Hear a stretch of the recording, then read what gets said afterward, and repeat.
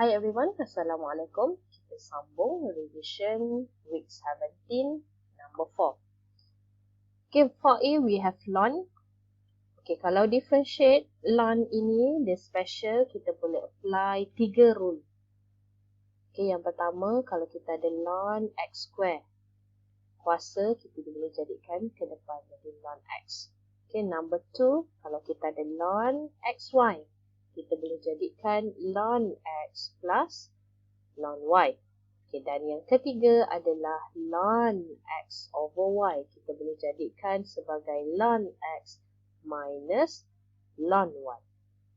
Okay, untuk soalan A ini, kita ada ln sed xy equals to e to the power of x plus y.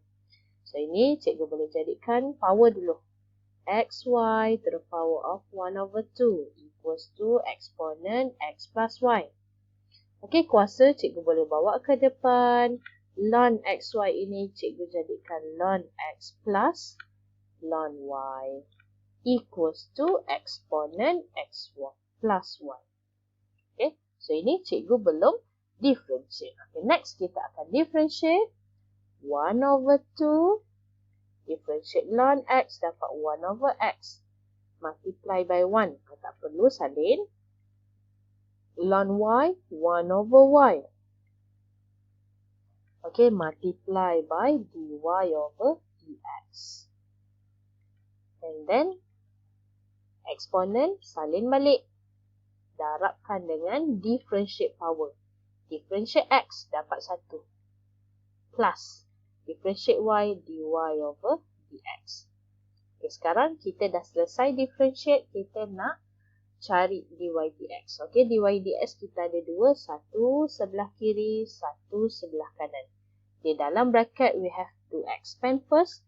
1 over 2x plus 1 over 2y dy over dx.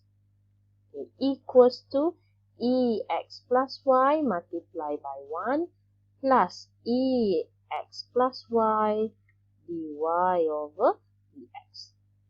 Okay, now we are going to bring all the term with dy dx to the left.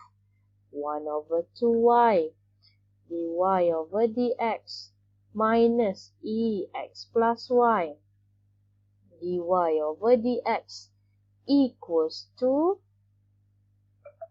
e to the power of x plus y minus 1 over 2x.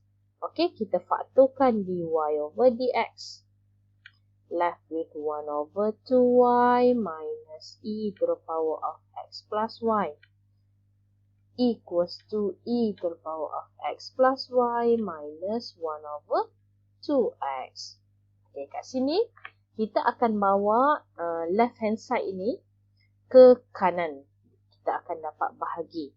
Tapi dalam bracket ini pun kita dah ada pecahan. We have to equalize the denominator first.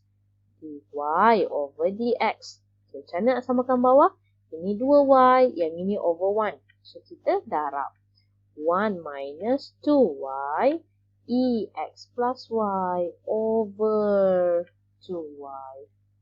Okay, sama juga sebelah kanan. Darabkan 2x ex plus y minus 1 over 2x.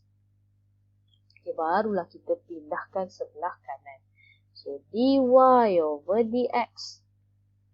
Okay, yang 2y kita bawa naik atas. Kita cancel dengan 2x kat sini. So, left with y, 2x ex plus y minus 1 over x.